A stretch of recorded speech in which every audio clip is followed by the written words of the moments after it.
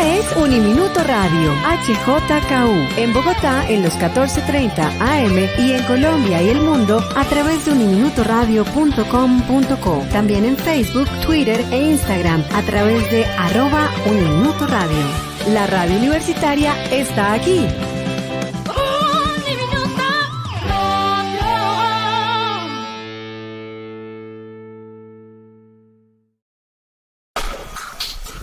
Llegó el momento de actuar, llegó el momento de elegir.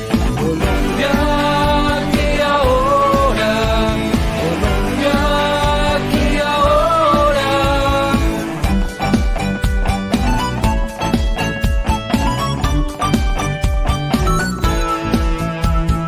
Colombia se va a transformar en la nación que todos sueñan, y lo que debe de primar es la ética y la conciencia. Colombia aquí ahora, Colombia aquí ahora.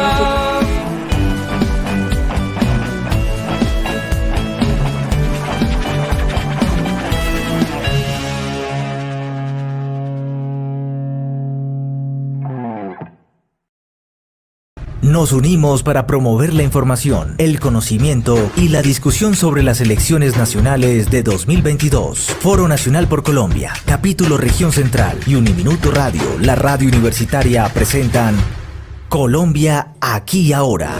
No vote el voto.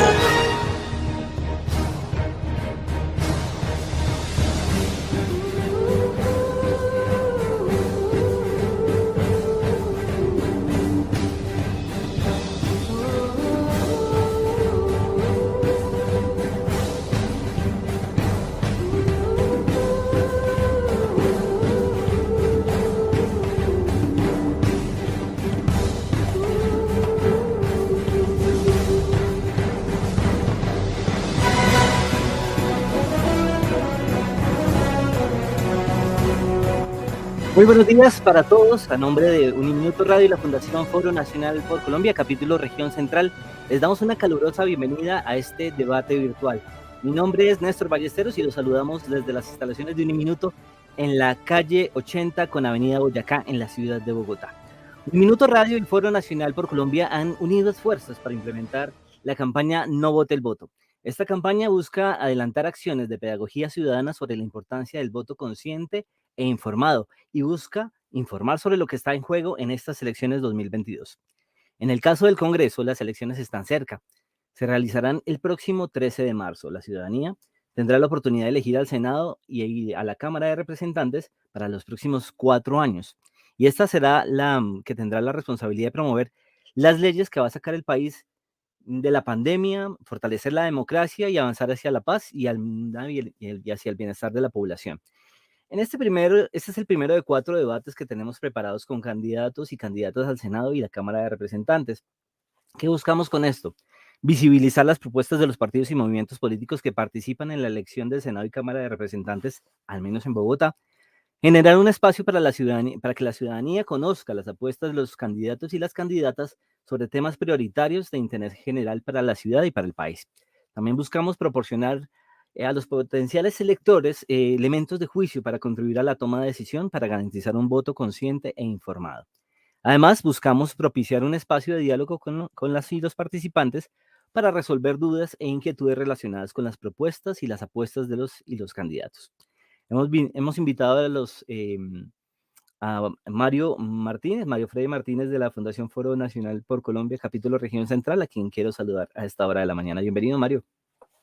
Bueno, muchas gracias, Néstor, por la invitación y sobre todo por toda la disposición a unirse a esta campaña que, como lo decía, es una campaña que busca el voto informado, ofrecer información, ofrecer insumos y herramientas para que la ciudadanía pueda conocer los candidatos, las candidatas que van a participar en estas elecciones legislativas y pueda hacer uso del derecho al voto, que es lo que más nos interesa y lo que fortalece la democracia. Un agradecimiento especial a las candidatas y el candidato que nos aceptaron la invitación y nos acompañan el día de hoy. Así es, sí, señor. Hemos invitado a los candidatos, a las candidatas y al candidato Por parte de la Alianza Verde Centro Esperanza tenemos a Viviana Barberena, a quien saludamos a esta hora de la mañana. Viviana, bienvenida, gracias por atender nuestra invitación. No, muchas gracias a ustedes. Les doy un saludo allí a quienes están en el estudio y a todos los que nos están escuchando en este momento. Muchas gracias por la invitación a compartir nuestras propuestas. Muchas gracias, Viviana. También tenemos a Carlos Negret por el Partido Nuevo Liberalismo. Carlos, bienvenido.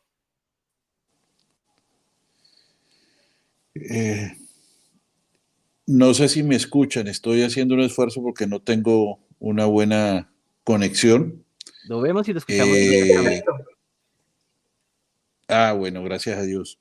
Carlos Negret es un ciudadano común y corriente, he trabajado toda la vida como todos los colombianos y estamos en una puesta en una lista del nuevo liberalismo, una lista con enfoque de género muy importante y somos un equipo y aspiramos que aquí tengo dos colegas muy importantes que llegarán al Congreso también y lo que se trata en este país es de hacer equipo, no polarizar y no estigmatizar, de modo que busquemos salir adelante de tanto problema que tenemos. Carlos se me está adelantando a la presentación. Ya van a tener un minutito para hacerlo. Uh-huh. También contamos con la presencia de Lisa García Reyes, ella es parte del movimiento político Estamos Listas, también la saludamos hasta ahora. Gracias, Lisa, y bienvenida a Uniminuto Radio y a Foro Nacional por Colombia. Buenos días a todos, a todas, a todos, las personas que nos escuchan. Muchísimas gracias, Néstor, por la invitación por Uniminuto, también a Foro Nacional.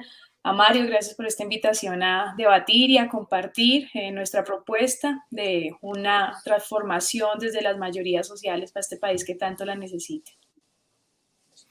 Bueno, vamos con ese minutito. También quiero leerles las normas, normas del juego, las normas que nos permitirán tener un debate bien interesante y sobre todo muy enriquecedor para las personas que nos están siguiendo.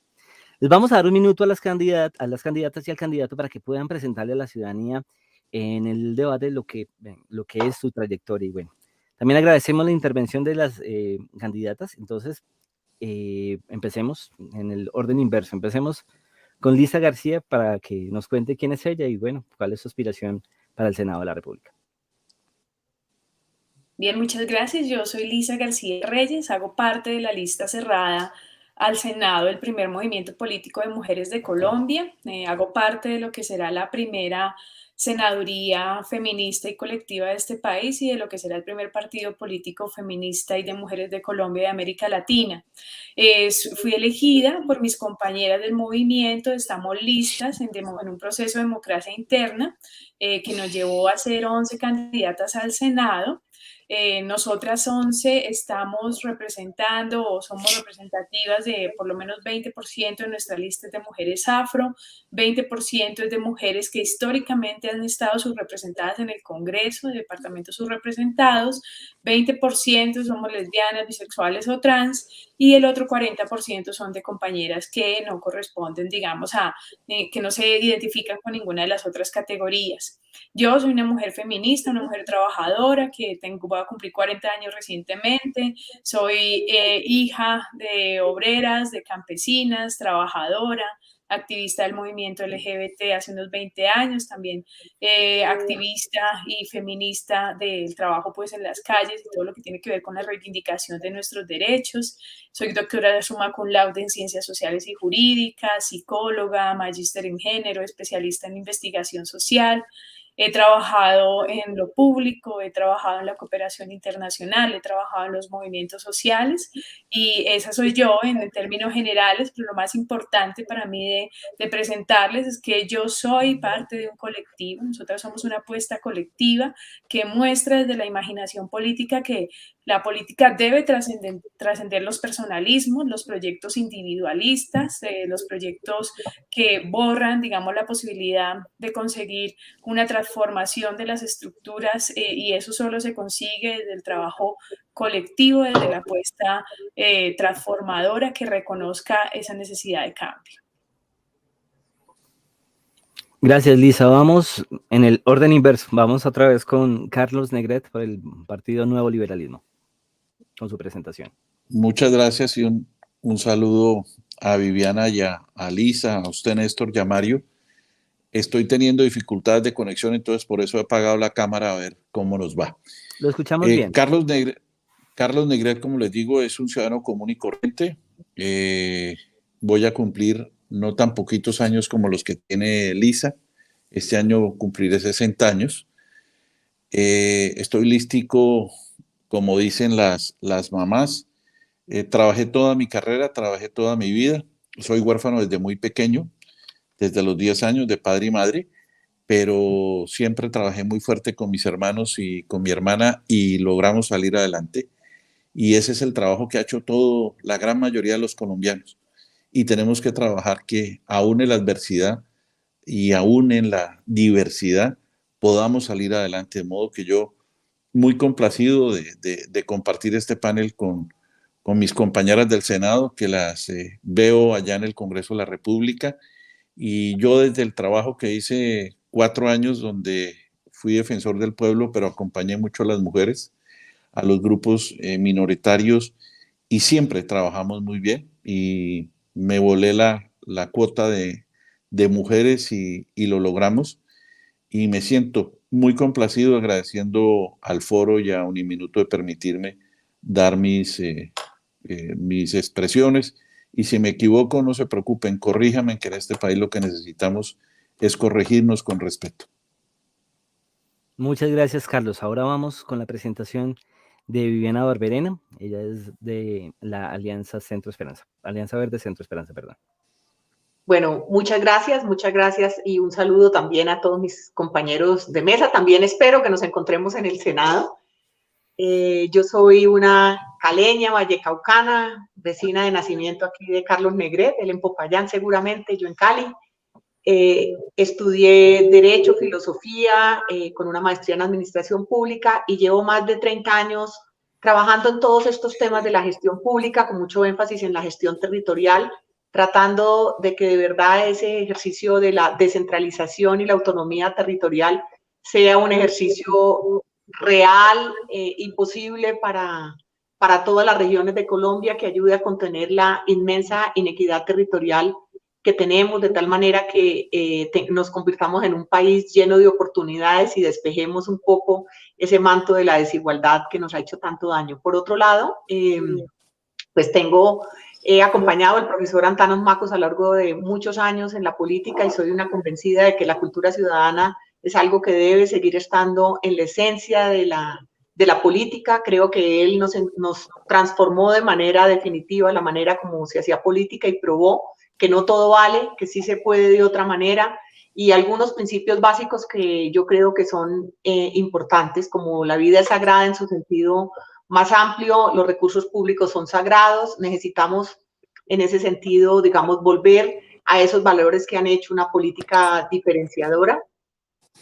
Por el otro lado, pues en mi condición de mujer quiero poner mucho énfasis en que de verdad transformemos la legislación, no solamente la legislación, sino el acceso de las mujeres a todos al poder. Solo el 20% de las mujeres están representadas en el Congreso, cuando somos el 51% de la población. Entonces, en términos generales, yo diría, me interesa mucho seguir luchando porque se respete la vida en todas sus formas, que haya el suficiente control político para que los recursos lleguen donde tienen que llegar y no se pierdan en el camino a través de un adecuado control político. Yo incluso soy más defensora de que haya mejores leyes y no de que haya tantas leyes, y que Colombia de verdad sea una tierra de oportunidades para la gente. Espero, digamos, llevar pues estas banderas, y lo más importante, ayudar a que con nuestro ejemplo democrático, con nuestra capacidad de trabajar en el Congreso para que le sirva a Colombia y no para que el congresista se sirva del Congreso, podamos transformar esa imagen tan dañina en la democracia de que el Congreso tiene el 87% de imagen negativa, solo por encima de eso la del ELN y las FARC. Creo que nosotros, los que estamos en el interés de hacer ese cambio, tenemos ahí el mayor desafío, hacer que los colombianos puedan volver a creer en la institución más importante para la democracia.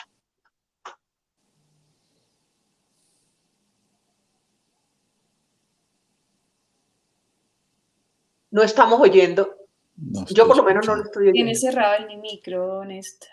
Bueno, suele No pasar. escucho. Agradecemos la presentación de ustedes y pues bueno, vamos a exponer las normas y las reglas del juego para que esta conversación sea lo más provechosa para nuestros seguidores y para ustedes también.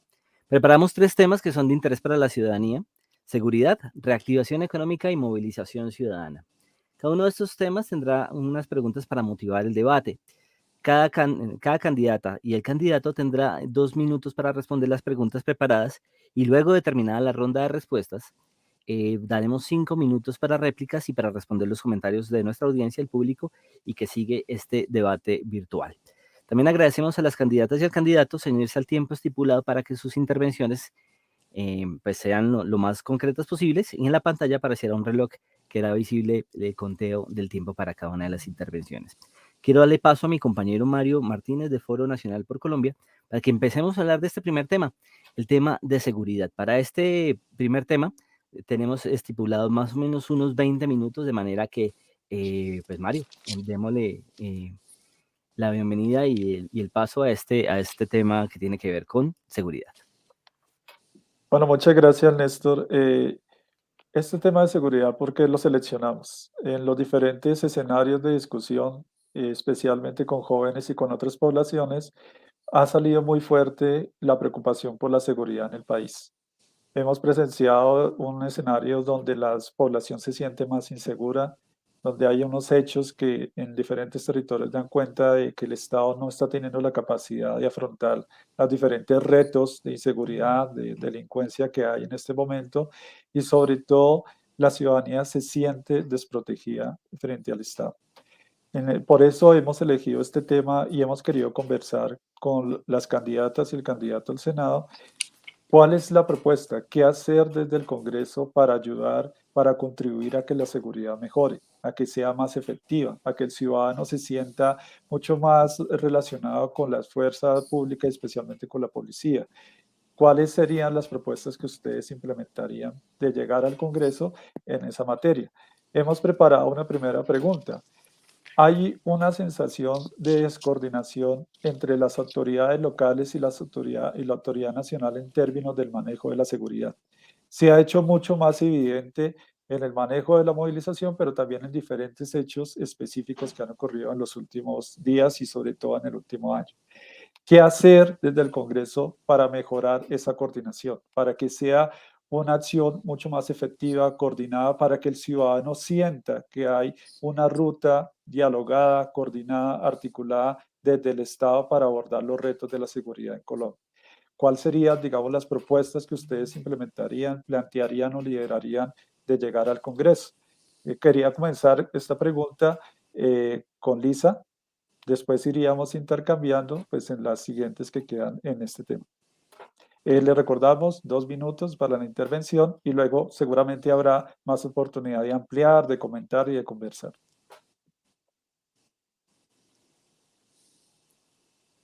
Muchas gracias, Mario, por la pregunta y por darme paso pues, para poder responderla. Yo creo que lo primero que tenemos que pensar es que acá tenemos que plantearnos una mirada sobre lo que implica la seguridad y lo que esto significa en el marco de la presencia del Estado. La seguridad no puede ser solo la presencia de las armas, ¿no? No debe ser vista de esta manera. Nosotras, para garantizar desde el Congreso la posibilidad de que el Estado haga lo que tiene que hacer, que es la garantía plena de los derechos, y eso implica que las mayorías sociales podamos tomarnos ese lugar, poder tener acción y representatividad precisamente para poner en evidencia, para poner en discusión y para poner en debate eso que tú estás planteando, que es que existen unas condiciones particulares que vivimos las personas del común, la mayoría social, y que el Estado está desatendiendo. En ese sentido, las propuestas de la garantía de seguridad para nosotras, para Estamos Listas, implica que el Estado participe de manera efectiva en la garantía total de los derechos, supera esa mirada de la seguridad obtusa solo con una presencia de una militarización de la vida, sino con una garantía plena de todos los derechos: salud, vivienda, educación, ¿cierto? Que haga que las personas, la ciudadanía, sienta cercanía con ese Estado, que realmente es un Estado que lo protege, que lo cuida y donde atiende todas las expresiones de violencia y por principio no la ejerce, ¿no? Eso no es lo que ha pasado.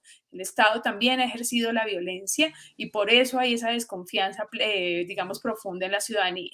Para nosotros también en Estamos Listas es fundamental el cambio de todo lo que tiene que ver con esas políticas de seguridad y de criminalización, y queremos y proponemos que haya unas políticas que estén centradas en principios ciudadanos, en donde la defensa de la vida sea lo central, donde la integridad de cada persona sea garantizado, donde impere la civilidad y donde llevar recursos de los actos que los actos punitivos sean dados en la actuación pues efectiva de la justicia, la prevención y el cese de la impunidad. Muchas gracias, Lisa. Van a ver un reloj con los 2 minutos y más o menos 30 segundos antes va a ir avisando que ya se termina el tiempo. La misma pregunta para Carlos. ¿Qué hacer desde el Congreso para mejorar esta articulación del Estado y enfrentar estos retos de inseguridad que hay en el país? ¿Cuál sería, digamos, la propuesta desde el nuevo liberalismo que viene trabajando frente a ese tema y que seguramente visibilizarán de llegar al Congreso? Mario, muchas gracias. El retorno mío es muy malo. No sé si me escuchan, pero lo intento. Yo dividiría en dos puntos esenciales. Uno, el orden público en lo que tiene que ver con las regiones, y otro, el tema de seguridad ciudadana.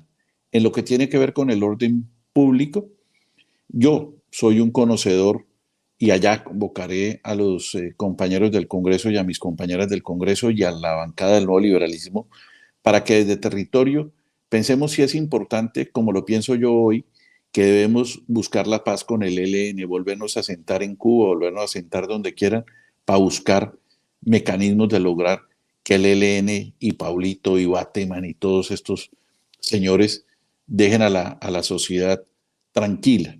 Pero segundo, también necesitamos buscar mecanismos de sometimiento para las disidencias de las FARC, para la Segunda Marquetalia y para otros grupos que existen en Colombia.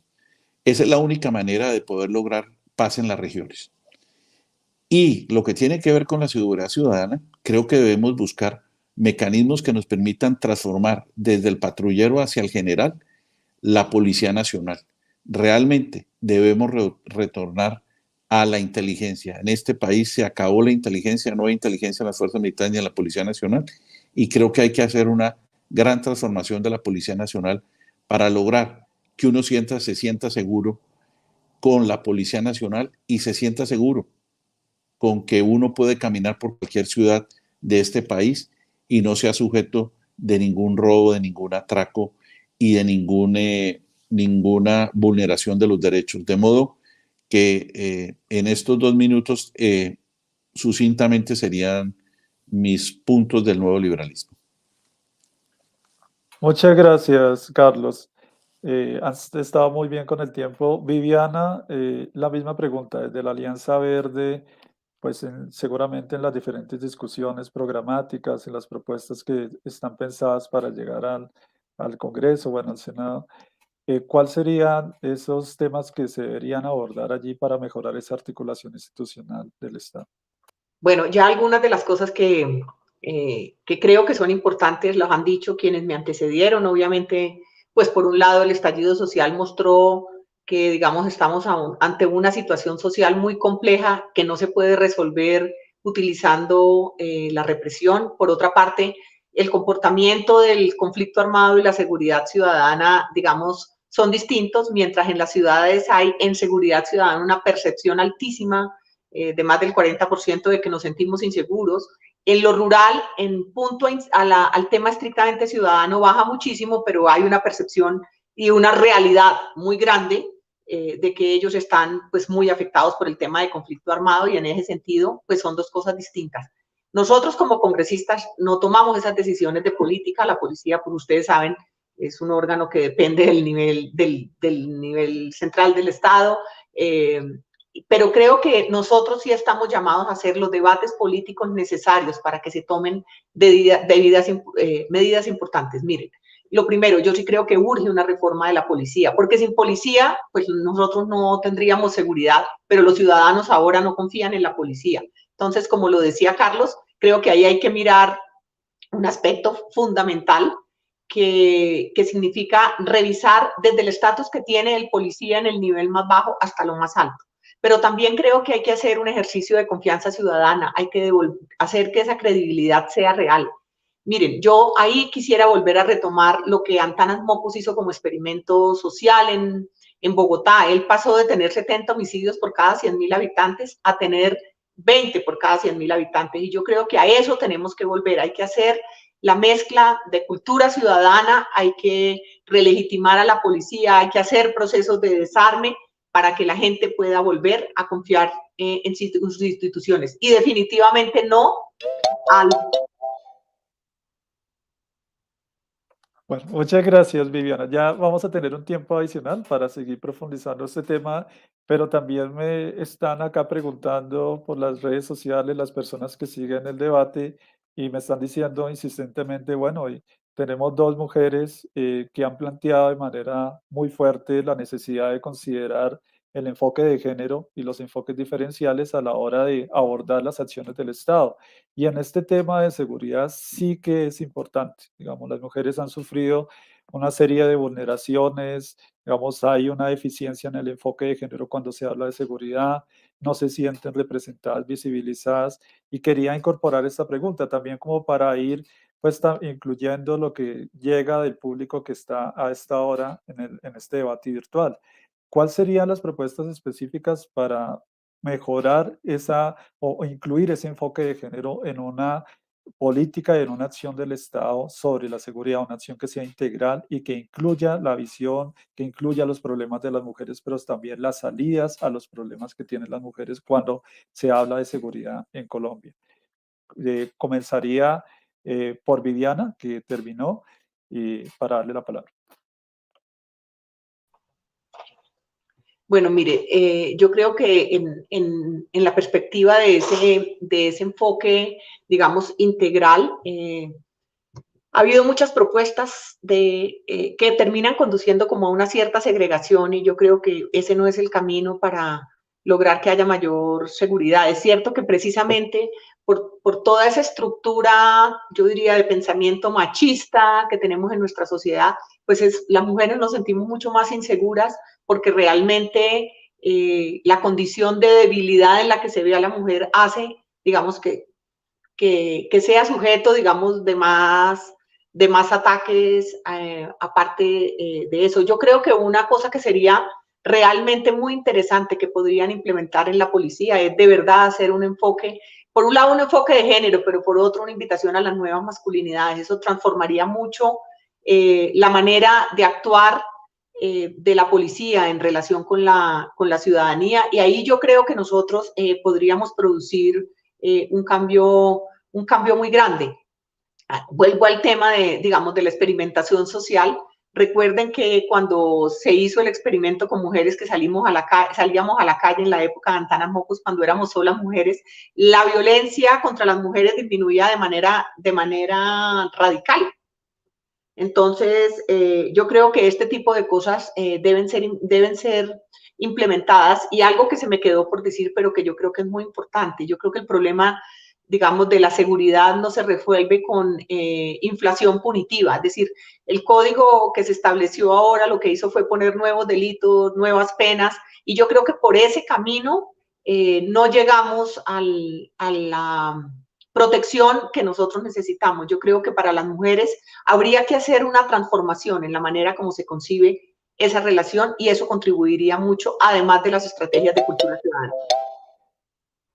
Muchas gracias, Viviana. La misma pregunta para Lisa. Desde Estamos Listas, ¿cuáles serían esas propuestas y esa visión de una estrategia del Estado integral que incluya a las mujeres y que las incluya no solamente en términos de acciones, sino también en la discusión de esas propuestas? Sí, a mí me gusta mucho esta pregunta, Mario, y te le agradezco porque nos permite, como Estamos Listas, mencionar cómo ha sido instrumentalizada el tema de género y cómo hemos sido instrumentalizadas históricamente las mujeres para ganar unos réditos políticos y eso cómo no está terminando, digamos, siendo efectivo en un Estado protector, cuidador de las mujeres en toda su diversidad sino que es un tema, se vuelve un tema y no es una mirada transversal como la propuesta que nosotras tenemos para este país, y es: las mujeres no somos un tema, somos la mayoría social de este país, somos el 52% del país, así que estamos en todos los lugares, en todas las acciones, en todos los territorios, en todos los sectores, y el Estado debe garantizar efectivamente esa protección.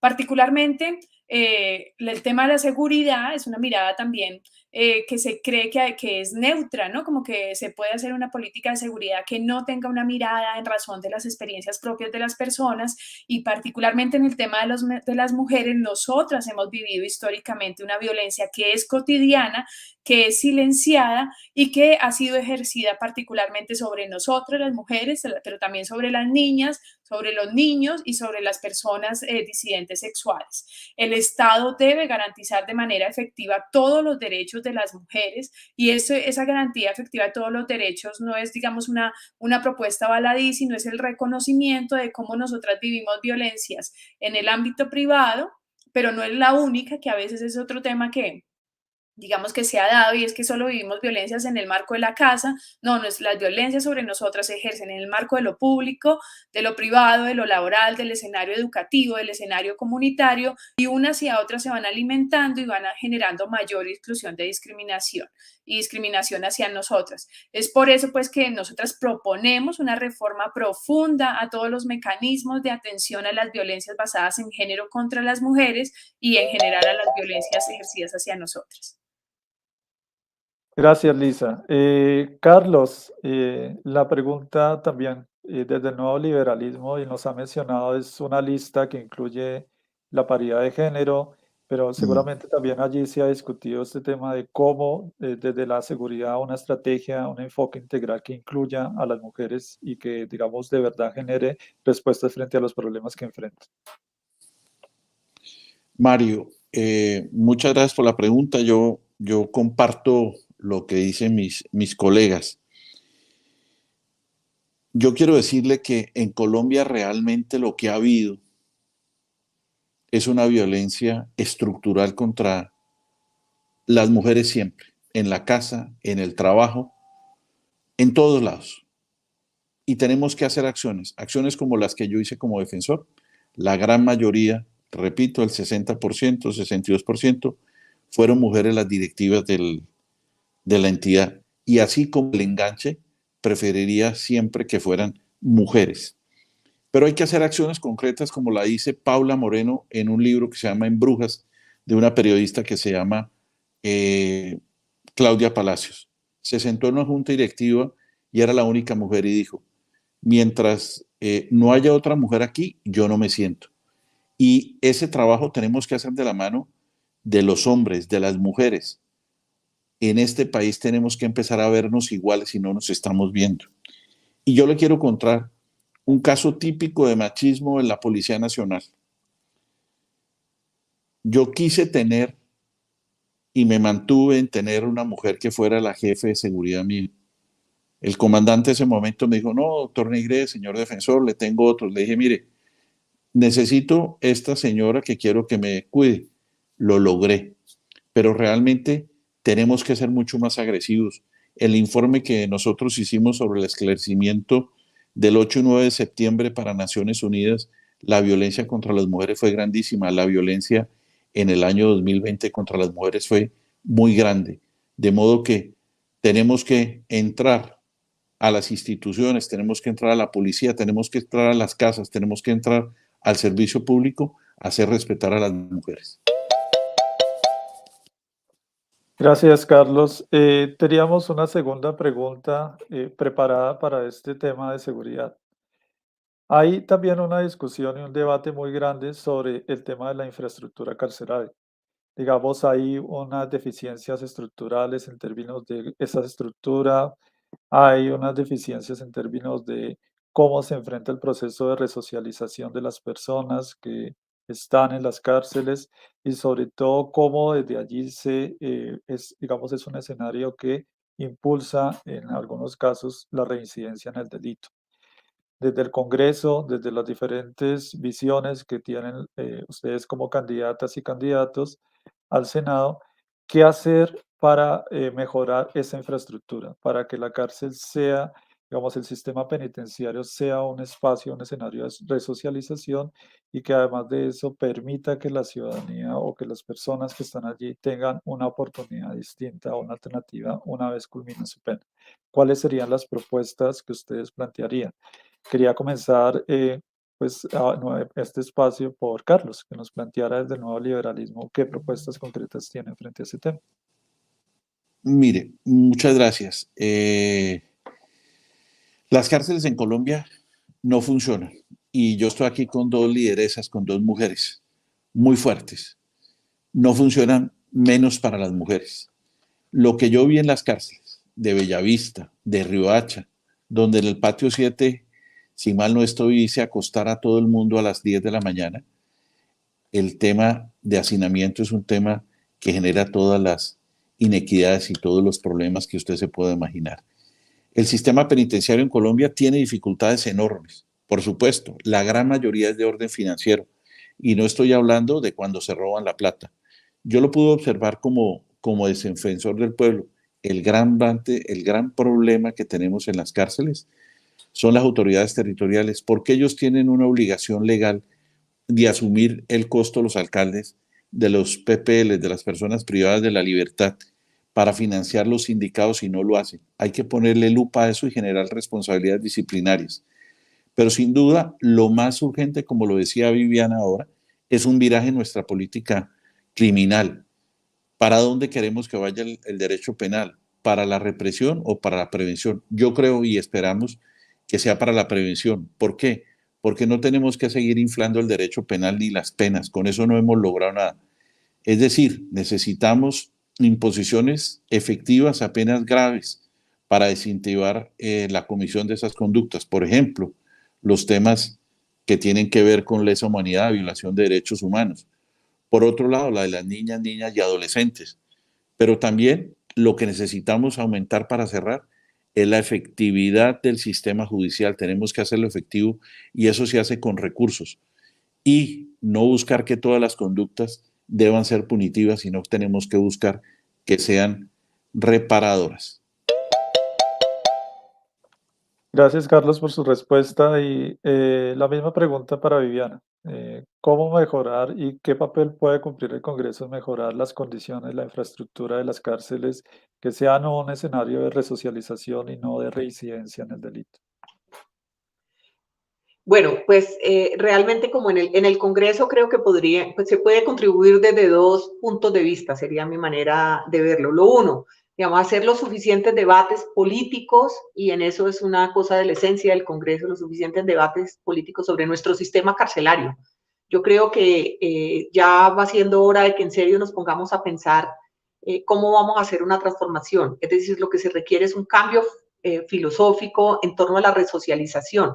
Realmente lo que hemos hecho hasta ahora es inundar más las cárceles de gente, pero pues ya vemos, estamos en una crisis de seguridad ciudadana que corresponde, digamos, casi que a lo más básico que le pasa a una persona en su vida social. Entonces yo creo que ahí se impone que hagamos otra vez una discusión seria, con los elementos suficientes de cómo podría eso transformarse, explorar lo que ya se ha hecho en otros países, incluso con relación a un sistema carcelario que da segundas oportunidades, que permite que la gente pueda crecer en vez de aprender más de la criminalidad, y que tenga unas condiciones lo suficientemente dignas como para que eso le pueda permitir entender que puede llegar a tener esas segundas oportunidades. Pero además eso es un problema de presupuesto claramente, es un problema de decisión del Estado.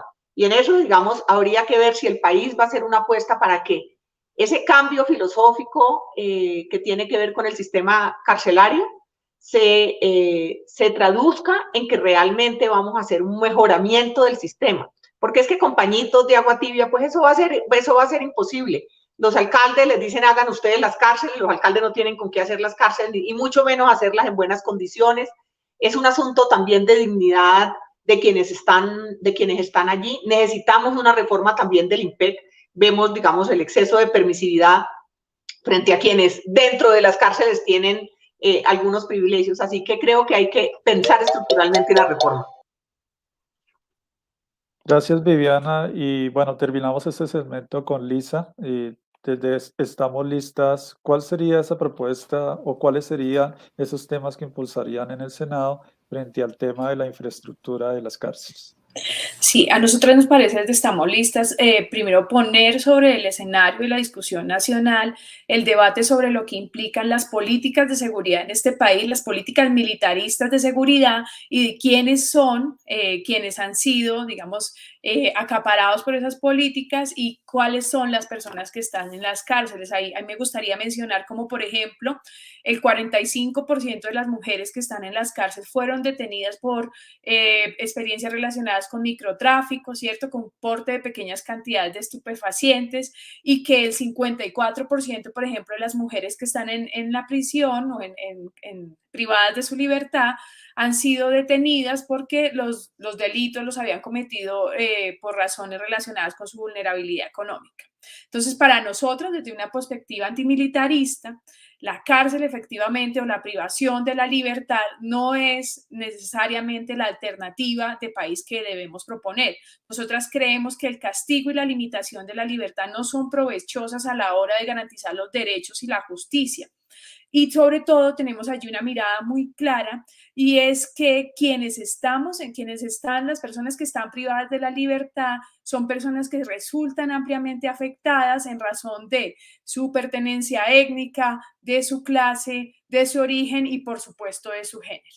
En ese sentido, para Estamos Listas, digamos, es necesario pensar en que, que debemos denunciar es un control político fuerte para que esa defensa pública que se realiza a estas personas que están privadas de la libertad y que han sido víctimas en razón de las otras estructuras que tenemos que transformar, pues entonces deben contar con realmente una efectiva defensoría de lo público, ¿cierto? Que estén a favor del litigio de sus libertades, que estén garantizadas esas acciones al interior y unas reformas al interior de las cárceles que permitan garantizar los derechos a quienes están allí.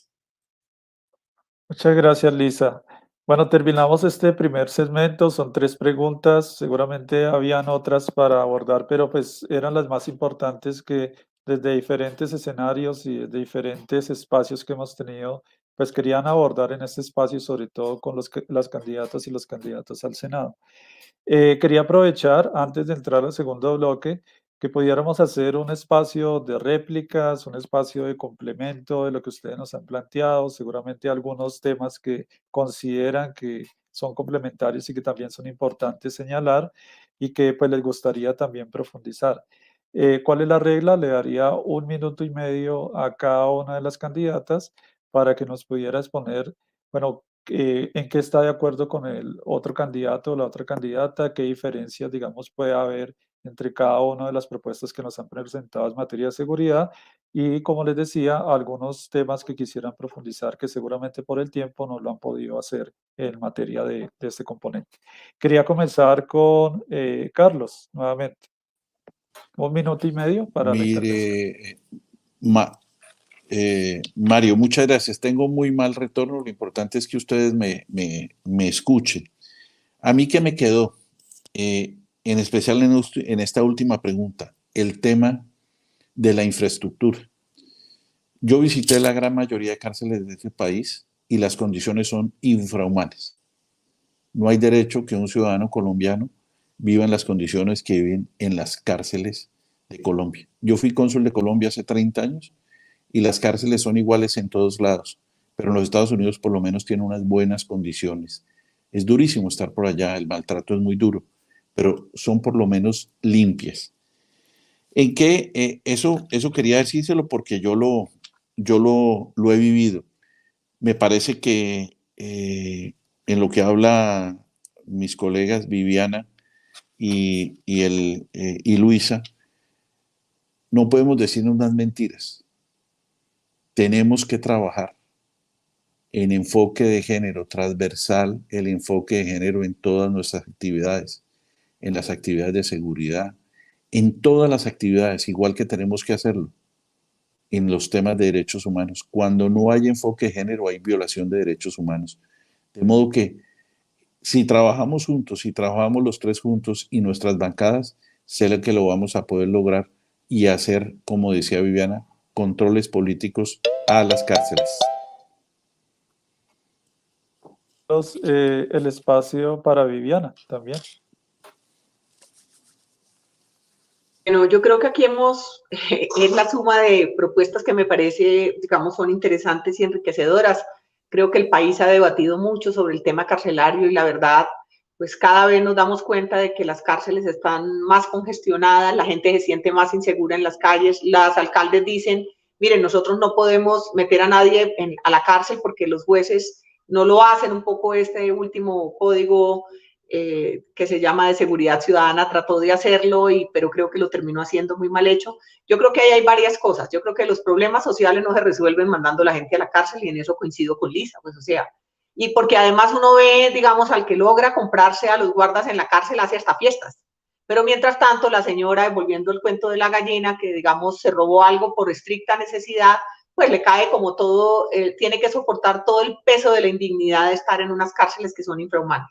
Eso por un lado. Por el otro lado, yo sí creo que no podemos, digamos, voltear la cara. Hay que hacer un debate sobre la manera tan indigna y poco respetuosa de los derechos humanos como se vive en esas cárceles. La sobrepoblación es algo aterrador y, digamos, eso genera pues unas confrontaciones adentro que hacen aún más vulnerable a la población que está allí, y en eso creo que es un llamado a todos. Y por el otro lado, pues creo que sí, definitivamente, este tema de género, y me parece muy importante que se haya recogido, debe estar presente en toda la discusión sobre ese sistema carcelario.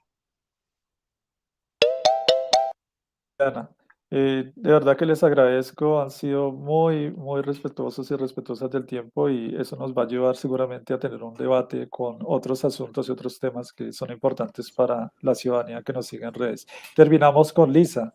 Lisa, también queríamos que tuvieras minuto y medio para hacer, digamos, su réplica, para, digamos, su balance, lo que seguramente puede recoger, las diferencias, los, digamos, temas comunes con lo que nos ha expuesto Viviana y Carlos también. Sí, yo creo que para nuestra acción en el legislativo desde Estamos Listas es súper importante ampliar y, digamos, darle relevancia al debate en el Congreso sobre los diferentes temas que son asociados a la seguridad, ¿no? La seguridad de este país no debe estar solo asociada a que no te roben o a que no haya una presencia de delincuencia, ¿no? Sino tiene que estar asociada a un proceso de transformación profundo de las estructuras digamos, sociales que se han cebado, que han generado mayor punitividad con quienes menores recursos tienen y con mayores condiciones de vulnerabilidad. Eso es lo que evidencia el sistema carcelario en este momento. Las personas que están allí son las personas más empobrecidas, las personas que mayoritariamente han visto el impacto de esas desigualdades sociales. Nosotras queremos elevar esas discusiones, no solo si hay o no el hacinamiento, sino cómo es que está funcionando ese sistema, que además hace parte de un complejo internacional militarista, ¿no? Que no, esas discusiones no se han dado, se quedan muy en los pañitos de agua tibia y ni siquiera resuelven efectivamente los derechos, pues, de quienes están allí privadas de la libertad. Eso por un lado. Por el otro, evidentemente, mostrar cómo todas las condiciones de seguridad afectan de manera diferencial en razón del género, pero también de la etnia y del origen, digamos, de clase. Y por último, decir que evidentemente debemos reformar instituciones como la policía, que es una de nuestras apuestas, porque nosotras queremos y hablamos de una desmilitarización de la vida. Nosotras somos feministas, antimilitaristas, y ese es el proyecto de país que le traemos, pues, a las personas en el Congreso. Agradecemos a Lisa García Reyes del movimiento Estamos Listas con esa última intervención de este primer bloque, el bloque que tiene que ver con seguridad. En este orden de ideas pasamos al segundo bloque, ya tendremos más tiempo, ya finalizando nuestro debate, en el cual para este segundo momento hablaremos de reactivación económica, y Colombia tiene ese gran reto de buscar una salida justa, equitativa y democrática al problema de la pandemia, por un lado, pero también se ven problemas grandes como la falta de empleo digno para la población joven, la atención de problemas como la pobreza, la desigualdad territorial. Estos temas son fundamentales, y ustedes en su ejercicio desde el Congreso de la República, y en este caso desde el Senado, ¿qué propuestas traen, ¿sí?, frente a este escenario? La pregunta que les quiero formular es, bueno, ¿cómo incentivar esa empleabilidad en mujeres, jóvenes y otros sectores de la sociedad que no pueden acceder fácilmente a estos empleos y cargos que implique un trabajo digno, que realmente son en buena parte las grandes preocupaciones que han manifestado diferentes sectores sociales en las diferentes manifestaciones que hemos tenido a lo largo de los últimos 3 años? Quizá empecemos con Lisa, seguimos con Carlos y finalizamos con Viviana para esta primera pregunta.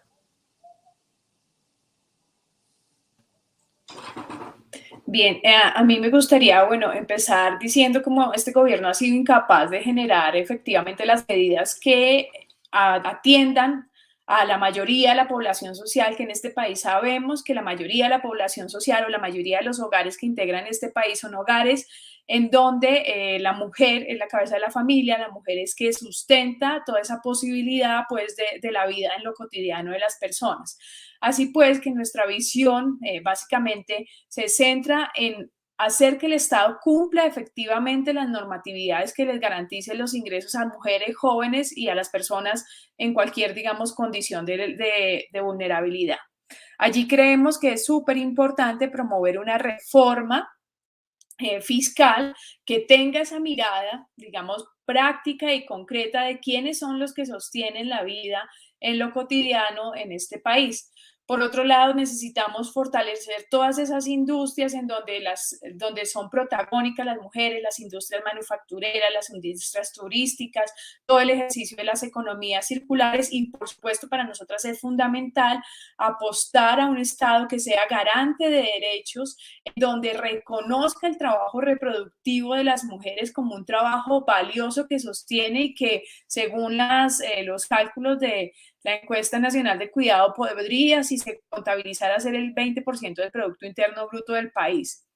Para nosotros el tema de la reactivación económica no es solo la reactivación económica ni el acceso al empleo, sino tiene que ver con la garantía profunda de todos los derechos. Nosotros debemos y hacemos una invitación también al país a superar esa óptica que centra solo el bienestar de las personas en si gana o no gana dinero, ¿no? Que eso es producto de este sistema capitalista que nos ha hecho ver que el dinero es la única forma de ser felices, así que desde allí también promovemos e invitamos a una mirada que supere esto. Pues gracias, Lisa García Reyes del Movimiento Estamos Listas. Seguimos con Carlos Negret del Partido Nuevo Liberalismo en este tema, la reactivación económica y cómo generar condiciones de empleo digno para estos diferentes sectores sociales que se han manifestado. Néstor, muchas gracias. Yo sigo teniendo problemas de retorno, pero después de que me escuchen todo está bien. Miren, el año 2021 fue un año de una reactivación económica importante, que el país creció 10.6. Eso hizo que Colombia retornara a los tiempos de antes de la pandemia, de 2019, pero eso tiene que evaluarse en lo que tiene que ver con la inflación acumulada, que fue el 5.62. Eso no se veía desde el 2016. Lo que pasa es que el impacto que tuvimos en los alimentos fue del 17.2, que todo el mundo lo ha sufrido. Pero asimismo debemos anotarnos que a pesar del crecimiento grande, galopante que hubo el año pasado, la tasa de desempleo se mantiene en 3.3 millones de colombianos que no cuentan con esa actividad económica, 13.7%. Y una tasa mucho más crítica para las mujeres del 18%. ¿Qué proponemos? Una oferta de empleo para mujeres y jóvenes. Creo que debemos seguir empujando programas como la Ley de Primer Empleo, que si bien aumentó la probabilidad de aumento para los jóvenes, también aumentó la probabilidad de que se aumentara la informalidad según los estudios. La segunda, que la veo muy importante, y yo soy un hombre de territorio, es enfocarnos en los territorios donde hay mayores brechas de desigualdades, como son las zonas PEDET, donde la pobreza ya es del 32%. Y allá es necesario focalizar los esfuerzos del Acuerdo de La Habana, el Plan Progresivo de Protección Social y de Garantía, y los derechos de los trabajadores y trabajadoras rurales derivados del acuerdo final. Porque todo el mundo piensa siempre en cómo le damos trabajo a las gentes en las ciudades, pero tenemos que enfocarnos, y más después del Acuerdo de La Habana, en cómo sacamos adelante los asuntos rurales. Muchas gracias. Gracias, Carlos. Seguimos con Viviana en esta misma pregunta. Reactivación económica frente al escenario de reactivación, de búsqueda de mejores oportunidades y trabajo digno para diferentes sectores sociales, Viviana. Pues me toca apelar a Álvaro Gómez para decir que en lo fundamental estamos de acuerdo con mis antecesores. Realmente la pandemia afectó de manera muy severa a las mujeres. En el 2020, 750.000 hombres más o menos perdieron el empleo, mientras 1.012.000 fueron mujeres, con el agravante de que en realidad el 39.8% de los hogares en Colombia reconocen que tienen como jefe la mujer. Entonces, el problema pues, puede ser mucho peor si se quiere. La tasa, con un agravante, las mujeres siguen ganando muchísimo menos que los hombres. Las mujeres, a pesar de que están mejor preparadas, siempre están en una escala inferior y tienen menores oportunidades. Y frente a eso, pues ahí tenemos unos problemas muy graves que resolver. Coincido con que hay que, digamos, resolver el problema de empleabilidad de las mujeres, el tema de la economía del cuidado, que es fundamental. Creo que hay que hacer un llamado consistente al empresariado. En el Valle del Cauca, por ejemplo, con ocasión de todo esto de los problemas del paro, se han hecho muy importantes alianzas, y creo que en Cali y en otras regiones del país, empresas, por ejemplo, que solo le dan empleo a mujeres cabeza de familia. Yo creo que todo eso va contribuyendo a mejorar las cosas, pero yo también creo que tenemos que hacer una cosa fundamental, y es una reforma a la educación. Creo que nosotros no estamos preparando a los jóvenes para que puedan acceder a los empleos. No tienen las habilidades ni comunicativas, ni en términos del manejo de todos los temas de sistemas. El bilingüismo, por ejemplo, cantidades de jóvenes podrían tener una manera de tener un empleo sin siquiera haber entrado a la universidad todavía, solo por el hecho de poder estar en un call center si fueran bilingües. Entonces yo creo que para cerrar esas brechas de desigualdad también tenemos que resolver el problema de la calidad de la educación, el tipo de educación que les estamos dando, y muy también especialmente el sector rural, campesino, que tiene muchas desventajas.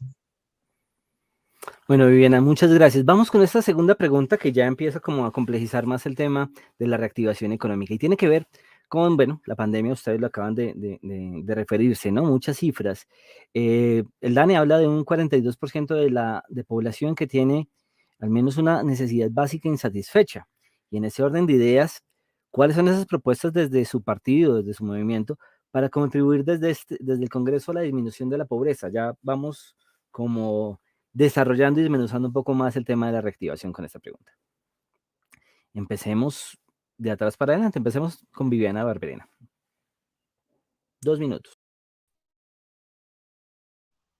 Bueno, yo creo que buena parte de las perspectivas de la disminución de la pobreza es, en términos reales, el gran debate mundial. O sea, si digamos, la pobreza tuviera una fórmula sencilla, pues obviamente creo que ya todo el mundo la estaría aplicando y se la estaría inventando, pero siempre, digamos, la humanidad se debate entre pocos recursos y muchas necesidades, y ahí, pues nosotros, la pandemia y el estallido social nos mostraron que estamos muy por encima del nivel, digamos, que una sociedad puede soportar. Tenemos 20 millones de pobres, y las cifras pues, son oficiales, y frente a eso tenemos que tener capacidad de dar alguna solución. Yo creo que yo insistiría en varias cosas. Bueno, primero, la atención al campo, y en eso retomo la idea de que tenemos que hacer las reformas que nos dejaron los acuerdos de paz, pero apostarle, es la población más empobrecida. El campo merece una reivindicación. Nosotros dependemos de ellos, pero la verdad es que viven en condiciones de mucho más pobreza que otros sectores del país. Lo segundo, yo sí seguiría apostándole a que hay que hacer una educación que sirva adecuada para que la gente pueda insertarse en el sistema económico y pueda ser productiva, tener, digamos, las habilidades, las destrezas y el conocimiento que se requiere. Nosotros creo que nos enfocamos en un sistema que ya, por la evolución, digamos, de la sociedad y de lo que ha pasado, debería dar un salto importante. Sigo pensando que es muy importante esa combinación con el sector privado. Tiene que tener una responsabilidad mucho mayor en ayudar, digamos, a equilibrar esa cancha que tenemos tan desequilibrada, para poder pues, resolver esa brecha de desigualdad, y políticas diferenciales nuevamente que nos ayuden a proteger los sectores más vulnerables, empezando por las mujeres. Bien, muchas gracias. Seguimos con Carlos Negret, en esta misma pregunta. Desde su partido, ¿qué propuestas piensan impulsar para la disminución de pobreza? Vamos a poner la pregunta en pantalla por si tiene dificultades con el retorno. Sí, me tuve que salir, pero ya la tengo aquí, no se preocupe.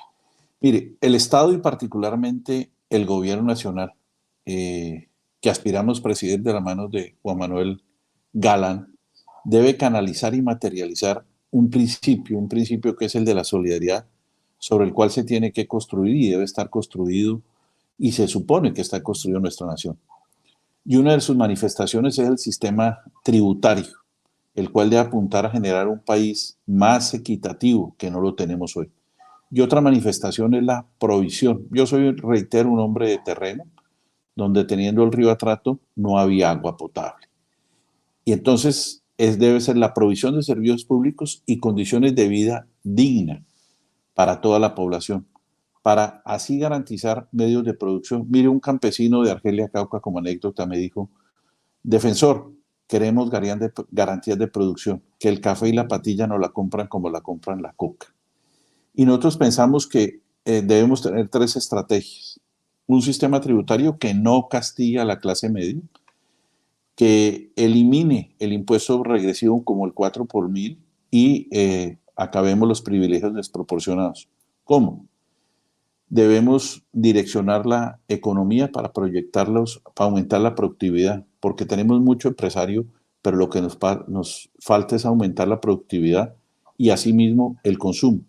Y reitero, necesitamos provisión de servicios públicos de calidad, garantizando también el acceso a la propiedad agraria para campesinos afroindígenas.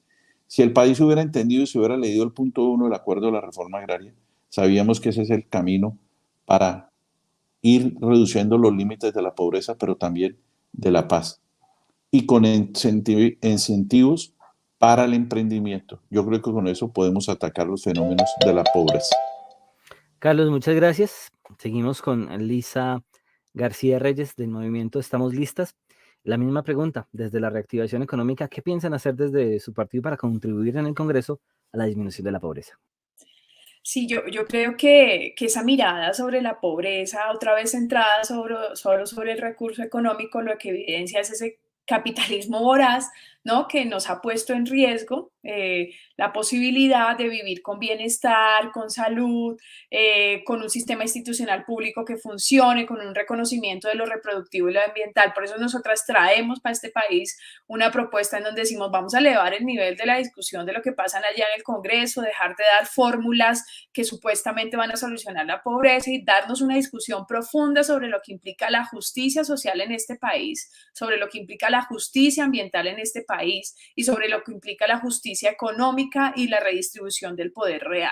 Entonces, solucionar la pobreza o atacar la pobreza de este país no es solo generar políticas de primer empleo, por ejemplo, en donde los jóvenes, además, muchas y muchos jóvenes están trabajando con unas condiciones bastante precarias laborales, que además no solo son para sostener a su familia, sino también invierten en pagar un derecho que debería ser cubierto por el Estado, como la educación, con unos impactos altísimos en su salud mental, con unos impactos altísimos en lo que implica su participación, por ejemplo, en lo político, en lo social, en lo económico y en lo cultural.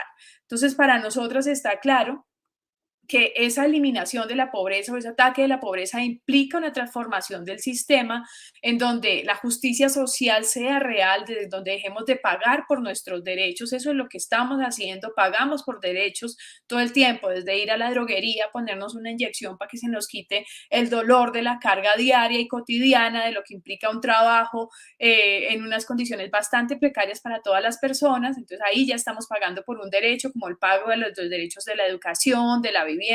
Necesitamos superar la pobreza con condiciones que dejen solo esa mirada en esa óptica económica tradicional y garanticen derechos en general. En esa óptica no tradicional, nosotras decimos: el camino está por unas economías solidarias, cooperativas, por el cambio en el sistema de bancarización, por la mejora de las condiciones laborales y, por supuesto, por el cuidado de la vida, de las otras vidas que no son solo las humanas.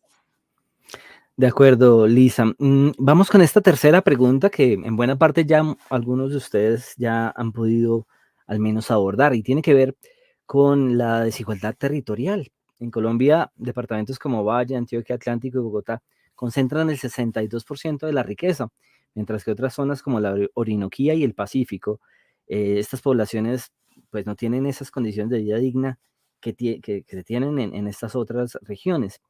¿Qué leyes se deben impulsar en el Congreso para disminuir esa desigualdad territorial? Y empecemos en el orden inverso, empecemos con Lisa García Reyes del Movimiento Estamos Listas. Yo creo que una de las apuestas más importantes en el Congreso es, nosotros estamos mostrando con nuestra propia lista cómo el Congreso debe estar habitado por las personas precisamente que no somos de esos territorios hegemónicos o que habitamos esas condiciones de desigualdad territorial y que sabemos y podemos autorrepresentar nuestras voces en ese espacio. Yo quiero mencionar, por ejemplo, que nuestra lista, como lo dije al inicio, el 20% de nuestras compañeras vienen de departamentos que nunca han estado representados en ese ejercicio legislativo ni de poder, ¿cierto? En donde se controla y además se ha sido centralizado y siempre desde una mirada obtusa de lo que es el centro, sin dar lugar efectivamente a la participación de las personas que están en otros territorios. Nosotras, por ejemplo, nuestras compañeras de San Andrés, de Quindío, de Caquetá, de Boyacá, que si bien es el centro, nunca ha tenido una representación grande. Entonces, para el aumento pues, de esa participación y de esa descentralización de lo que pasa en el territorio nacional, pues implica que las mayorías sociales, que no somos ese centro andino, sino las mayorías sociales de este país, nos tomemos ese lugar con el Congreso, que es pues el Congreso. Eso por un lado. Por otro lado, creemos fundamental hacer una mirada a la ejecución de los recursos públicos, de cómo estos se están ejecutando, de cómo estos se están distribuyendo y de cómo lo público hace real o no la participación, por ejemplo, de los presupuestos y de la ejecución de estos en el cotidiano. Muchas de las cuestiones que tienen que ver con ese desequilibrio de la participación de lo territorial ha sido la cooptación de la política tradicional, incluso a veces progresista, en la forma y en la manera en que se ejecutan los recursos públicos. Entonces necesitamos dar una mirada allí a cómo esos recursos se están dando, cómo se están ejecutando, quiénes los están ejecutando para dar una real ampliación y participación a la voz de los territorios en el Congreso. Lisa García Reyes, muchas gracias. Seguimos con Carlos Negret del Partido Nuevo Liberalismo en esta misma pregunta. ¿Qué leyes se deben impulsar desde el Congreso para disminuir esta desigualdad territorial? Mire, igual que nosotros en la lista del Nuevo Liberalismo, tenemos mujeres que nunca hubieran podido llegar al Congreso, como es Mabel Lara, de Puerto Tejada, Cauca, Yolanda Perea, de Río Sucio, Chocó, y eso es importante que lo sepa. El Sistema General de Regalías proporciona herramientas útiles para ello, pero resulta que también la desigualdad también es muy profunda al interior de los propios departamentos. Por eso la importancia que tenemos que nosotros en centrarnos en las unidades territoriales más básicas. Y yo vuelvo a mi tema de territorio. Si nosotros nos enfocamos en las veredas y en los corregimientos, que son donde se encuentran focalizados los problemas más graves de este país, sin agua, sin luz, sin teléfono, sin acceso a la educación, pues lo vamos a lograr, pero en especial en las desigualdades en las veredas y en los corregimientos, en los municipios PEDET. Allá hay una apuesta de inversiones, pero además que debemos contar con un presupuesto participativo. Entonces, ¿qué haría como congresista? Los que hemos estado en diferentes oportunidades trabajando con el Congreso, no como congresistas, sabemos que el presupuesto general de la Nación se debe discutir entre los meses de septiembre, octubre y noviembre, y lo suscribe el señor presidente en diciembre. Estamos acostumbrados a hacer partidas globales, y esas partidas globales se tienen que acabar. Me explico, 1 billón de pesos para el Ministerio de Agricultura. Y esa partida se tiene que definir cuánto va para la mujer rural, cuánto va para el emprendimiento rural, para poner un solo ejemplo. De modo que en este país se tiene que acabar, vuelvo y repito, que el río Atrato pasa para Río Sucio, pero no tiene agua potable. Muchas gracias y qué pena haberme pasado. No se preocupe, Carlos. Vamos con Viviana Barberena, Barberena, perdón, para finalizar este bloque de reactivación económica con esta pregunta. ¿Qué leyes se deben impulsar desde el Congreso para disminuir esta desigualdad territorial? Viviana. Mire, es un tema que a mí me duele mucho, es tal vez una de las desigualdades que más me parece que afecta el desarrollo del país, porque las malas decisiones de una política, digamos, centralista hasta en lo mínimo, es decir, desde el servicio de agua potable, pasando por la educación, la salud, hace que todas las regiones del país más alejadas del país pues estén condenadas a tener la mayor cantidad de inequidades y exclusiones, porque normalmente en el territorio se terminan juntando casi todas. Entonces yo creo que nosotros tenemos que volver a la idea de que concebimos un país descentralizado y con autonomía de sus entidades territoriales, y que eso debe ser lo que sirva para promover el desarrollo regional.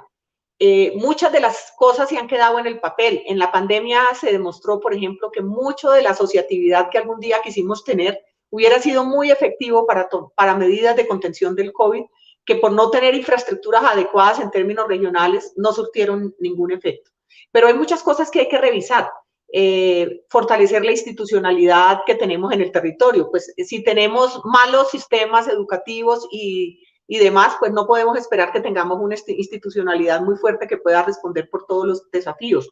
Tenemos que cerrar las brechas de desigualdad, y para eso yo creo que a la descentralización tenemos que darle un nuevo enfoque, una ley de descentralización que dé realmente oportunidades y que contribuya a cerrar brechas. Lo tercero es que en el análisis de los problemas también nos hace falta mucho más enfoque territorial para que realmente tengamos una mirada del país desde los territorios. La manera como nosotros tenemos institucionalizado el país tiene un enfoque sectorial, entonces no hay manera de hacer una revisión holística de lo que pasa en los territorios, es decir, el sector salud va por un lado, el sector de agua potable va por el otro, el sector vivienda va para el otro, y eso no permite tener una mirada integradora. Y finalmente yo le daría una revisión al sistema general de participaciones, que ya está en mora de revisarse.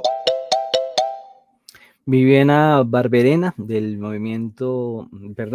de la Alianza Verde Centro Esperanza. Pues muchas gracias por este segundo bloque, en el cual pues vamos a tener un minutito para réplicas y para profundizar en estos tres ejes de este tema de la reactivación económica. El tema de la búsqueda de mejores oportunidades de trabajo y trabajo digno, el tema de la disminución de la pobreza y la desigualdad territorial. Tienen un minuto. A partir de este momento empezamos con Viviana a manera de réplica o para profundizar también la intervención que tuvieron en el corto tiempo que les dimos.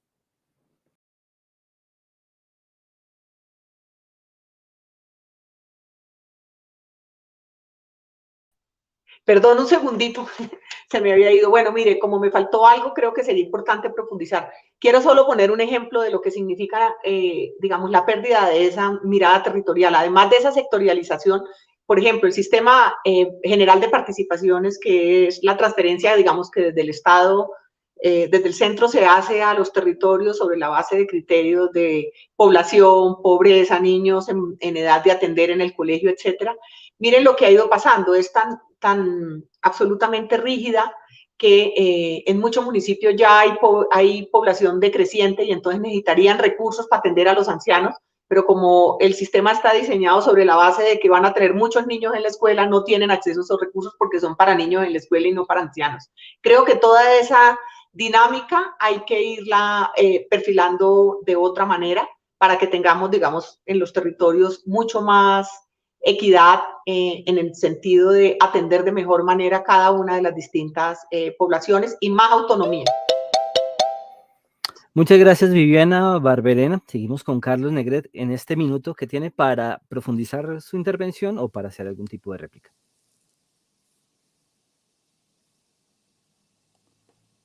¿Me toca a mí? Qué pena. Que no escucho, no tengo retorno. Sí, Carlos, la pregunta es, bueno, tiene un minuto para hacer su réplica o su profundización en la intervención. Mire, yo lo que creo es que me hizo falta también, porque hay una tercera manifestación, y la tercera manifestación es el impulso que le tenemos que dar a la actividad privada, a la iniciativa privada, para la producción de riqueza en, discusión, en condiciones de sostenibilidad y justicia. ¿Qué quiere decir eso? Los empresarios son importantes, pero son importantes siempre y cuando paguen salarios justos, no eludan el pago de los impuestos, no se beneficien de las exenciones tributarias. De modo que con la fuerza de los trabajadores, bien capacitados, bien pagados, creo que podemos tener un mejor bienestar, un estado de bienestar como hablan en Europa, porque de eso se trata también, de tener tranquilidad, de tener paz. ¿Y por qué digo tranquilidad y paz? Porque uno con trabajo tiene tranquilidad en la casa y paz en este país. Carlos Negret, muchas gracias, del Partido Nuevo Liberalismo. Vamos con este minutito para réplica, para profundizar la información y su propuesta de parte de Elisa García Reyes del movimiento Estamos Listas. Adelante, Elisa. Sí, a mí me gustaría enfatizar que desde Estamos Listas estamos poniendo una discusión sobre la distribución y la necesidad de redistribución del poder en este país. Nosotras somos un movimiento político de mujeres, de más de 1.800 mujeres en todo el país y fuera del país, que estamos diciendo, miren, ese espacio tradicional del Congreso necesita ampliarse, romperse y darle lugar a las mayorías sociales. ¿Por qué esto es tan importante en una mirada sobre lo económico? Que sigo insistiendo, lo económico no es el dinero o ganar plata, sino necesitamos dejar de sustentar una sociedad basada en la producción de la riqueza o el dinero y una sociedad más amplia, centrada en otros pilares que garanticen como primer fundamento la vida de las personas y la vida de todo lo vivo, de las montañas, del aire, de la tierra, del agua, ¿no? Entonces, ampliar esa mirada a la discusión puede desenfocar luego en los sistemas de regalías, en la distribución territorial, pero lo que necesitamos acá es ampliar la necesidad del acceso al poder de las personas y quiero cerrar solo diciendo, tenemos que trabajar para evitar el acaparamiento de lo público de los poderes tradicionales, políticos y económicos que han gobernado siempre este país. Pues agradezco el respeto por los tiempos. Hemos tenido una serie de miradas muy interesantes, Mario, y con esto damos cierre a este tema de reactivación económica y le doy paso a usted para que hablemos del tema de movilización social, Mario. Bueno, muchas gracias, Néstor. Cuando nosotros estábamos planteando este debate, pues comenzamos a analizar uno de los temas que desde los jóvenes nos pedían y nos decían, si ustedes van a hablar con candidatos y candidatas a la Cámara, al Senado, si van a hacer unos espacios de discusión, por favor incluyan el tema de movilización social. Como jóvenes, esta Uniminuto es una emisora radial universitaria, una de las más importantes en Bogotá.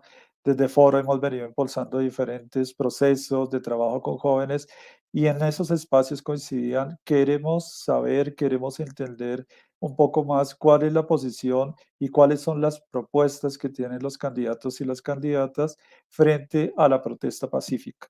No solamente porque es uno de los escenarios que ha venido activándose muy fuerte en los últimos años, sino que también hay una serie de debates frente a la respuesta del Estado, que en muchos casos ha sido represiva, pero además frente a una serie de denuncias de lo que ha venido sucediendo frente, digamos, a cómo la policía ha enfrentado también la protesta pacífica y específicamente frente a la estigmatización del derecho a la protesta. Por eso los jóvenes nos decían, incluyan este tema, por favor visibilícenlo, háblenlo con los candidatos y las candidatas. Y bueno, hicimos caso como de esta sugerencia que nos hicieron. Y queríamos plantearle una primera pregunta a Viviana, a Lisa y a Carlos. Hay un debate también muy fuerte sobre la necesidad de que en Colombia exista una ley que proteja el derecho a la protesta pacífica. En la legislatura pasada se propuso por parte de algunos partidos una ley, un proyecto de ley que fue muy polémico en términos de su contenido, en términos de cómo enfocaba la protesta, digamos, las garantías para hacerlo. Pero además de eso, hay una ley de seguridad ciudadana que también aborda unos asuntos ligados a la protesta. Particularmente, si ustedes llegan a ser candidatos, candidatas que llegan al Congreso en calidad de senadores, La pregunta concreta es si están de acuerdo en que debe haber una ley que proteja el derecho a la protesta pacífica y si están de acuerdo, ¿qué debe tener esa ley? ¿Qué mínimos debe tener para garantizar un derecho tan fundamental como es que un ciudadano, una ciudadana puedan tener la posibilidad de manifestarse frente a temas que no están de acuerdo en un escenario público? Comenzamos con Lisa, de Estamos Libres. Igual condiciones, 2 minutos, la respuesta, estaríamos con el reloj y bueno, al final haríamos unas réplicas. Gracias, Mario. Nosotras desde Estamos Listas hemos ejercido el derecho a la protesta.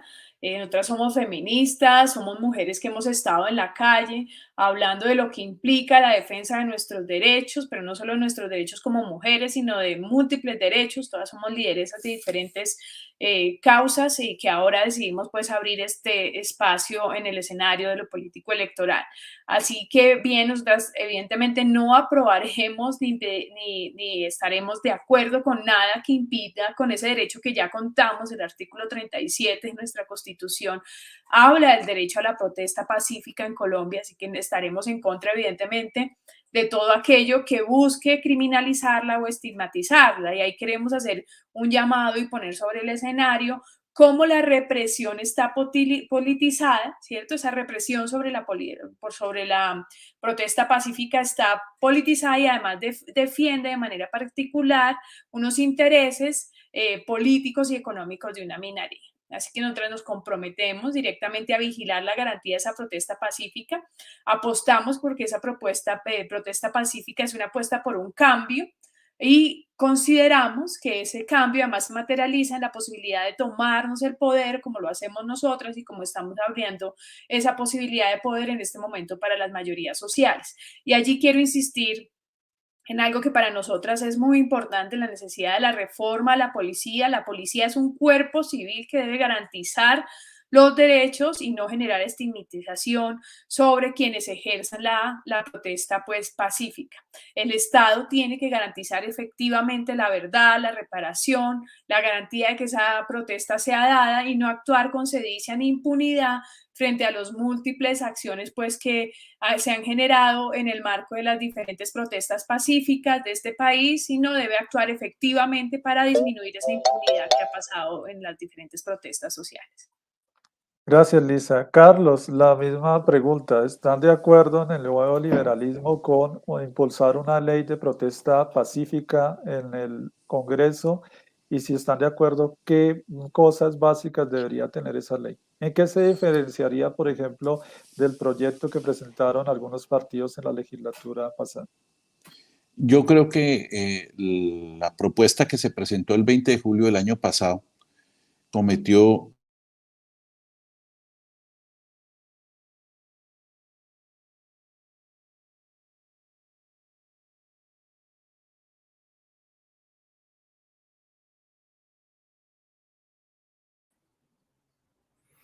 Mario, no te Creo escuchamos. que estamos teniendo un problema con Carlos, entonces mientras solucionamos, Creo que volvió Liliana. Mario. Bueno, Ok, Carlos ya lo tenemos ahí. ya, que tengo realmente problemas, sí. La Corte Constitucional en diferentes oportunidades ha recomendado la adopción de una ley estatutaria, que integre todas las garantías para el derecho a la manifestación pacífica. Yo creo que la manifestación pacífica debe respetarse y debe hacerse y la ciudadanía tiene que salir a protestar. Donde prime qué, pero debemos primar la resolución de conflictos de manera preventiva, no dejar que los problemas se nos agranden o que se nos envejezcan. Pero también debemos buscar que haya una regulación del manejo del uso de la fuerza pública. Miren, lo que pasó en abril del año pasado fue catastrófico, pero lo que pasó, lo que yo estudié 2 días, 9 y 10 de septiembre del 2020, fue la que salió a reprimir a la sociedad, fue la policía de vigilancia y no la fuerza disponible y no el SMAT. Por eso ocurrió lo que ocurrió. Eso era una manifestación de septiembre espontánea y por eso ocurrió lo que ocurrió. De modo que estaremos prestos a ver qué proponemos nosotros como bancada de nuevo liberalismo. Lo haremos con para que todo el mundo tenga acceso y en especial, por lo que yo vi, la violación a los derechos humanos de las víctimas de todas estas protestas sociales. No podemos pasar de asesinar a ciudadanos inermes en la calle por parte de la fuerza pública o por la parte de terceros y que no tengamos hoy sino a muy poquitos pagando o en procesos judiciales. De modo que haremos lo que sea necesario para hacer respetar lo que la Corte Constitucional ha hecho, que es, vamos a hacer una ley estatutaria para la protesta social. Gracias, Carlos.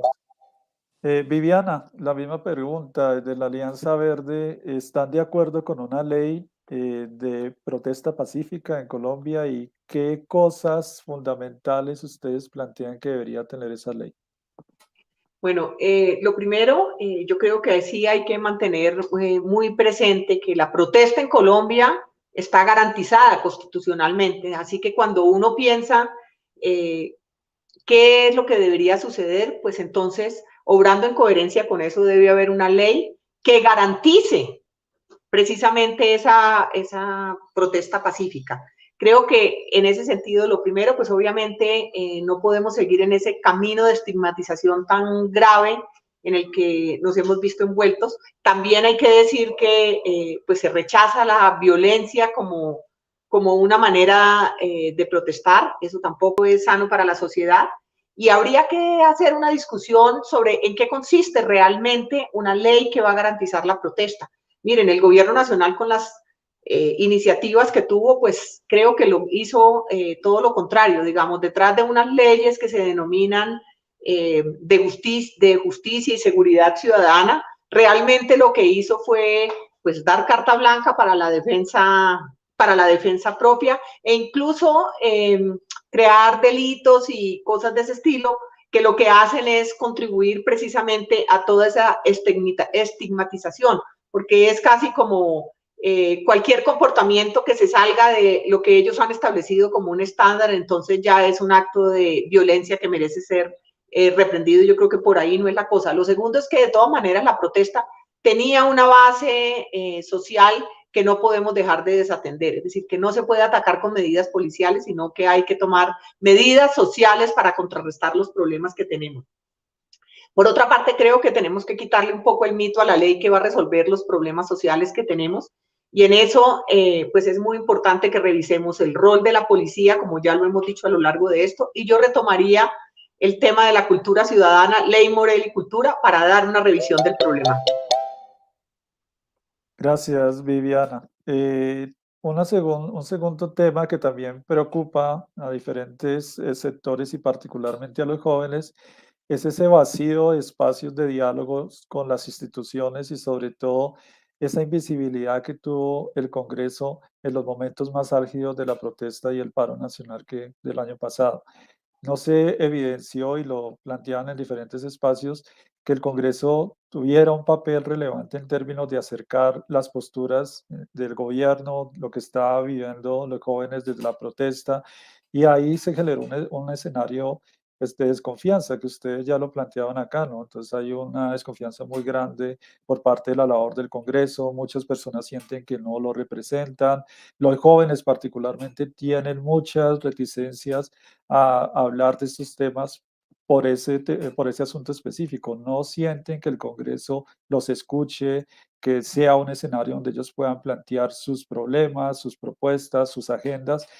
¿Cuál es el papel, cuál es la hoja de ruta que ustedes tienen en cada uno de sus partidos, en lo que pueden implementar en el Congreso para escuchar a los jóvenes, para sentarse, hablar con ellos, mirar cuáles son sus agendas y poder traducirlas en algunas acciones específicas en el Congreso? ¿Qué harían en la Alianza Verde? ¿Qué harían en el Nuevo Liberalismo? ¿Qué harían? Estamos listas para escuchar a esos jóvenes que quieren ser escuchados, pero que no encuentran las instancias y los espacios para que puedan debatir y discutir.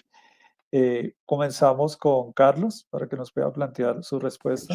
Muchas gracias y excusas mil porque realmente tengo muy mal internet donde estoy.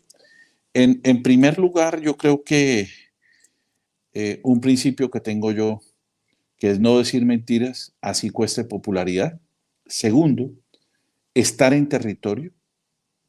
Tercero, escuchar y dialogar con los jóvenes, como lo hice como defensor del pueblo, que estuve muy cercano a sus solicitudes.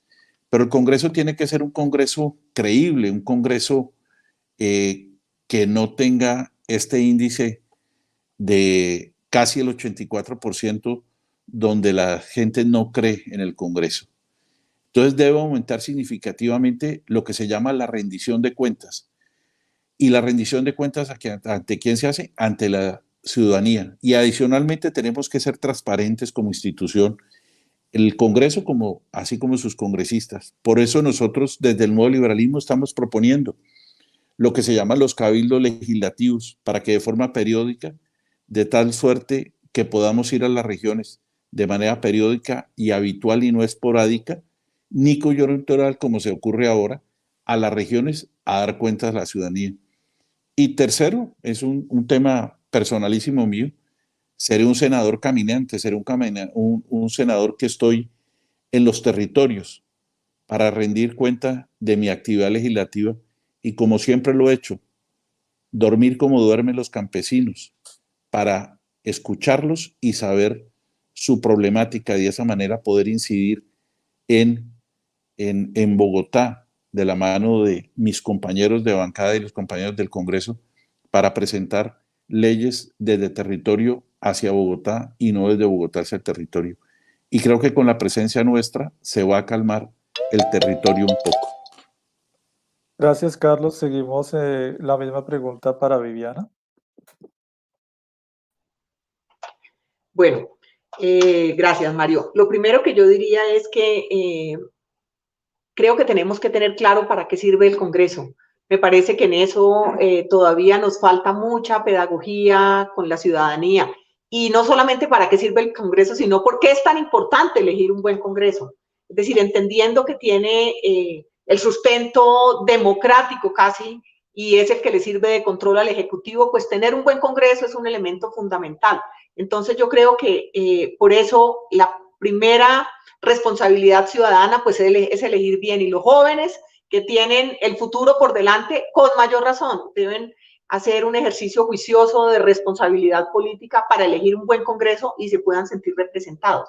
Lo otro es que creo que tenemos una mezcla de democracia representativa con democracia directa y deberíamos tratar de aprovechar lo mejor de cada una, haciendo que los congresistas puedan tener una relación mucho más directa con sus electores, rendirles cuentas, pedirles sus preocupaciones. Y creo que eso ayudaría muchísimo a mejorar esa relación.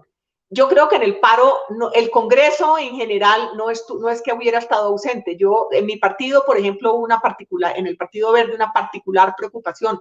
Hubo incluso senadores, representantes que se hicieron presentes en esos momentos. Así que yo creo que hubo de todo. Digo, algunos que mostraron seguramente cierta indolencia o preocupación, pero también hubo otros que estuvieron realmente tratando de buscar soluciones. Yo diría que debemos aprovechar para que busquemos un Congreso que de verdad le sirva a la gente, y en la medida en que la gente vuelve a creer en que le estamos sirviendo, en el adecuado control político, en normas que benefician a la gente, pues entonces vamos a tener seguramente la posibilidad de tener un diálogo mucho más directo y buscar que los asuntos que le duelen a todo Colombia puedan ser abordados desde un Congreso que busca soluciones para servirle a Colombia.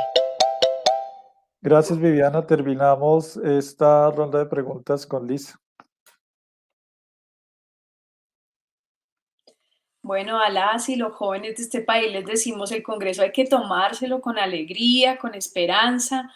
Nosotras, las personas más jóvenes y las que estamos transitando en este intermedio de la juventud, podemos cambiar este país. Así que nuestra propuesta a los jóvenes es decir, el Congreso es nuestro, vamos a tomárnoslo. Nosotras somos una muestra de que esto puede ser tomado por la mayoría social que representa en este momento esas y esos jóvenes insatisfechos con un sistema que les ha precarizado, que desde una mirada adultocéntrica, que creen que debemos hacer cosas por ellos, ¿cierto? Que creen que debemos solo escucharlos y no hacerlos parte activa. Nosotras decimos, compañeros, compañeras, hombres y mujeres jóvenes, tomémonos el Congreso, nosotras estamos abriendo esta grieta para que la ampliación en la participación democrática sea realmente activa y desde la voz propia de cada uno y cada una y cada una de las personas que están allí. Así que esa es nuestra primera apuesta, a abrir, romper esa hegemonía de esos partidos políticos tradicionales, incluso progresistas, que se han tomado el poder y que han impedido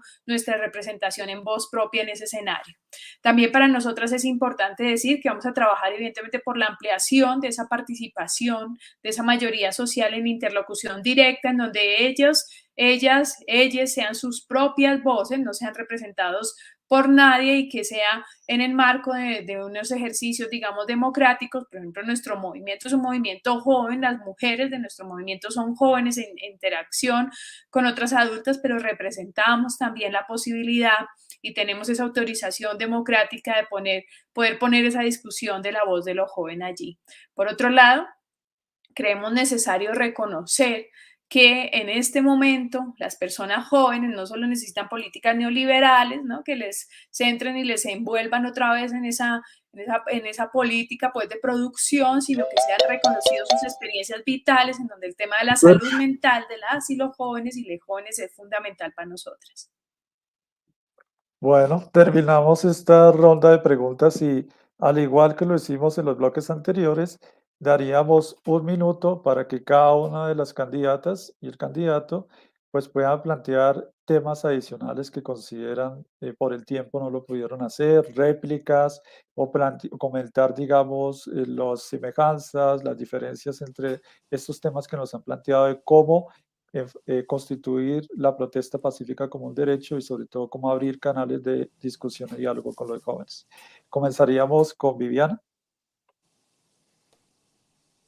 Pues en realidad creo que lo que yo les diría a los jóvenes que a veces, digamos, la participación del Congreso parece muy lejana a ellos, pero creo que ellos tienen que hacer un especial énfasis en entrar en un diálogo con todas las formas democráticas en el país. Es decir, así como hay que hacer una defensa férrea de la protesta pacífica, de no estigmatizarla, de hacer además que la fuerza pública, en especial en este caso la policía, digamos que tiene problemas en su formación de origen, está estigmatizada ella en sí misma, incluso con relación al resto de la sociedad. Creo que ahí hay que hacer un trabajo importante digamos, con la policía para recuperar esa legitimidad, pero yo creo que los jóvenes también tienen que ponerse al frente de unas maneras dialogantes con todas esas instancias de poder, como el Congreso de la República, para que entre todos podamos hacer un trabajo colectivo que les sirva. Gracias. El mismo espacio para Carlos. Las réplicas, temas que de pronto le faltaron o comentarios frente a las intervenciones de Viviana y de Lisa.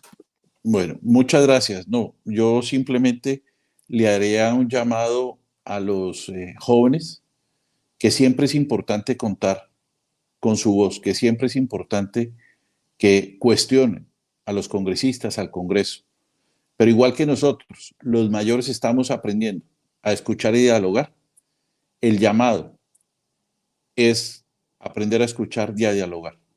Sabemos que las solicitudes, y a mí me tocó la solicitud de matrícula cero en el año 2018, que fue la de matrícula cero, que me tocó en el paro del 18, fue una conquista de los estudiantes universitarios, de los profesores, que se firmó en Palacio de Nariño, con mi presencia con el presidente de la República y con los manifestantes, porque aprendimos a escucharnos, porque aprendimos a dialogar con la ministra de Educación y porque aprendimos de los jóvenes estudiantes que había una manera de poder llegar a la universidad con una matrícula cero. Bueno, y terminamos con Lisa. Yo quiero terminar diciendo que a las personas en general de este país, a esas personas desencantadas con el ejercicio de la política electoral, a esas personas que creen que no hay otros caminos, Estamos Listas le está trayendo a este escenario de participación de este país, este 13 de marzo, con la posibilidad de que nosotras lleguemos a ser parte de ese Congreso, una muestra fehaciente que otras formas de hacer política son fundamentales, son necesarias y las podemos construir la mayoría social de este país. Este mensaje no es solo para las personas jóvenes a quienes les decimos vamos a ocupar el Congreso, organícense, preséntense, mujeres bienvenidas a ocupar en igualdad de condiciones sin tener una descendencia política, sin tener unos recursos públicos, vengan con nosotras a ser parte de Estamos Listas y hacer un ejercicio efectivo de control de lo público. A los jóvenes les decimos es posible hacer otra política, ese escenario es nuestro, tenemos que tomárnoslo, tenemos que mover esas estructuras anquilosadas en donde la voz ha sido siempre la misma en diferentes rostros, pero siempre la misma. Así que bienvenidas a la transformación pues política de este país desde unas discusiones profundas de lo que significan las estructuras sociales que nos tienen como nos tienen. Pues muchas gracias a nuestros 3 candidatos y candidatas y el candidato. Y para este casi que último momento, queremos contar con su participación respondiendo la siguiente pregunta. ¿Por qué la ciudadanía, los ciudadanos, por qué deberían votar por ustedes este próximo 13 de marzo? Yo quiero empezar con Viviana, después con Carlos y finalizamos con Lisa en este interesante debate. Arranquemos con Viviana Barberena. Hola, muchas gracias. Bueno, pues yo creo que al Congreso tiene que llegar gente que conozca los problemas del país, que gente que conozca los territorios, que sepa qué le duele a los colombianos, dónde están los problemas, pero también que esté dispuesto a dar los debates técnicos y políticos necesarios para buscar entre todos la solución a dichos problemas. Adicionalmente, quiero llevar la defensa de los territorios al Congreso. Quiero reivindicar como política transformadora la cultura ciudadana para que tengamos una mirada distinta del abordaje de los problemas. Y finalmente, quiero invitarlos a que voten por mí, también como una manera de llevar al Congreso el rostro de las mujeres que queremos estar ahí, participando de manera activa en la determinación del futuro de nuestro país y haciendo que las mujeres tengamos la posibilidad de decidir sobre los asuntos estratégicos que no solo nos competen a nosotros, sino a la sociedad en su conjunto. Soy la número 2 al Senado de la Alianza Verde Coalición Centro Esperanza. Agradecemos a Viviana Barberena de la Coalición Centro Esperanza, Verde Centro Esperanza, discúlpeme. Seguimos con Carlos Negret del Nuevo Liberalismo. ¿Por qué los ciudadanos deben votar por usted el próximo 13 de marzo? Bueno, la razón es que no es Carlos Negret. Cuando votan por Carlos Negret, están eligiendo un equipo. Esto es una lista cerrada que en la cabeza, y esa es toda la razón, una mujer negra, afro, que en ninguna otra lista hubiera podido tener la oportunidad, y es cerrada. Porque si nos sumamos los 30 personas que estamos en la lista, tenemos 30 votos, y estamos haciendo un llamado a que todos puedan participar de esta lista del Nuevo Liberalismo. No hay parlamentarios, no hay diputados, no hay nada distinto de personas que creemos que podemos ir al Congreso, en el caso especial mío, a hablar de derechos humanos, a que todas las actividades sean transversales a los derechos humanos, pero también porque en esta lista es una lista realmente cremallera, realmente la encabeza una mujer, la encabeza Mabel Lara de tercero, Sandra Borda en quinto lugar, Yolanda Perea, una mujer de Río Sucio, empleada doméstica que nunca hubiera podido ser parlamentaria y va a ser parlamentaria de nosotros. Y por eso, por tener esas connotaciones, por tener las capacidades y el conocimiento, es que vamos a no a ganarle a nadie en el Congreso de la República, sino que vamos a proponer, vamos a convencer y no vencer a los ciudadanos y a nuestros colegas del Congreso para presentar leyes en beneficio de todos nuestros conciudadanos. La misma pregunta para Lisa García Reyes del movimiento Estamos Listas. ¿Por qué los ciudadanos deben votar por usted el próximo 13 de marzo? Bueno, yo creo que las ciudadanas y los ciudadanos deben votar por Estamos Listas porque nosotras, este país necesita otro camino, un camino que debe estar de la mano del feminismo, de la mano de la no racialización, de la mano de la no segregación, de la no discriminación. Este país necesita mujeres, nosotras somos la única lista de este país compuesta por mujeres en su mayoría, no por acciones cremallera que instrumentalizan, como lo he dicho, nuestras experiencias vitales para hacer réditos políticos sobre lo que implica la real participación de la mayoría social. Nosotras somos una lista diversa, hay mujeres lideresas campesinas, hay mujeres lideresas sociales, hay mujeres trabajadoras, amas de casa, hay mujeres trabajadoras y que hemos estudiado como yo. Somos una lista plural y diversa que le trae a este país la posibilidad de la ocupación de la mayoría social en ese Congreso. Somos un proyecto político colectivo. Este país va a ver en el Senado por primera vez la posibilidad de superar los personalismos a través de curules y nombres, y va a haber un ejercicio de una senaduría colectiva. Nosotras usamos la imaginación política para traerle a este país otra forma real de la democracia.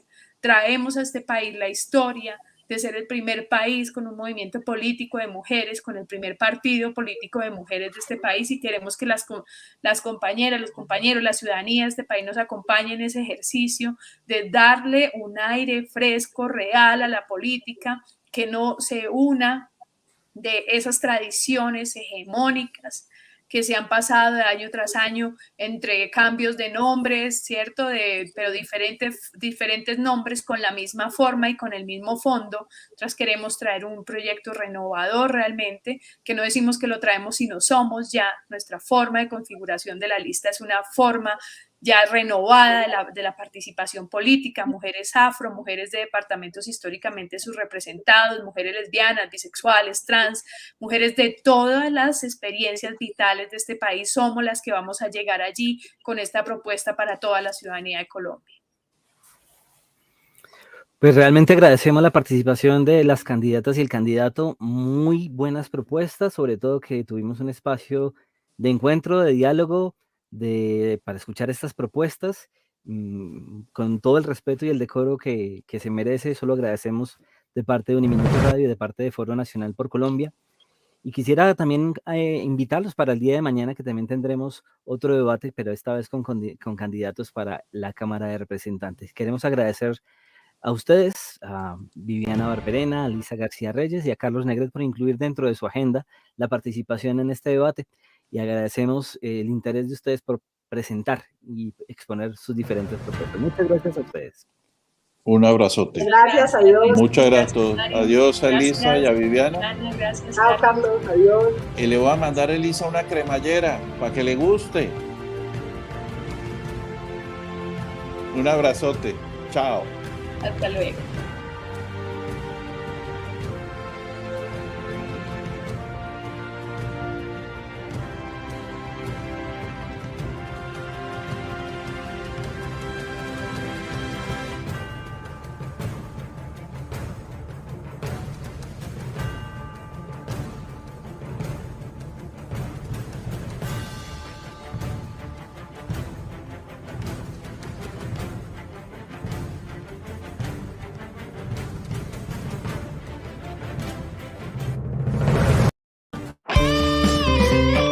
Esta es Uniminuto Radio, HJKU, en Bogotá en los 14:30 AM y en Colombia y el mundo a través de uniminutoradio.com.co. También en Facebook, Twitter e Instagram a través de @Uniminuto Radio.